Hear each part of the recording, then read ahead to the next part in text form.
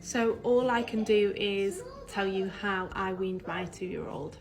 And some advice I saw beforehand was that children don't have a concept of time, and they can't tell the time. And so the idea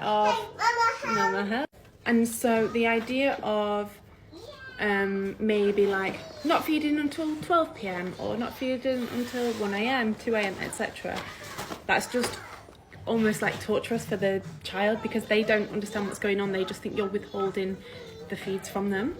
And so what I did was have a conversation with her before bed of the first night that we decided to wean, and we said to her, milk is going to sleep when you go to sleep, and so you're not going to have milk in the night time anymore.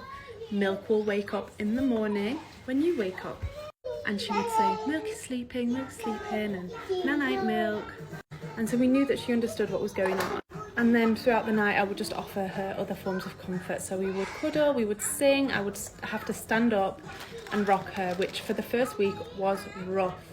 I won't lie, the first week there were split nights, we were up for hours, there was lots of tears, but it all got better very quickly. And she learnt to go to sleep very quickly. One thing I noticed is that she was getting hungry in the night because she was used to being full of milk. So a couple of nights we had to get up and have snacks, but I would also then make sure that before bed she would have a bowl of porridge or something really filling to fill her up so that it would take her through the night. Be prepared for it to be hard, but also it should get better very quickly. And now it gets to the point on the night time if she wakes up where I can just sing to her while she's laying down and she will go back to sleep. She'd never slept through the night before we weaned. She sleeps through the night sometimes now, not always, very rarely still, but sometimes. But nights on a whole are way better, and I'm just not as tired because I'm not breastfeeding all night.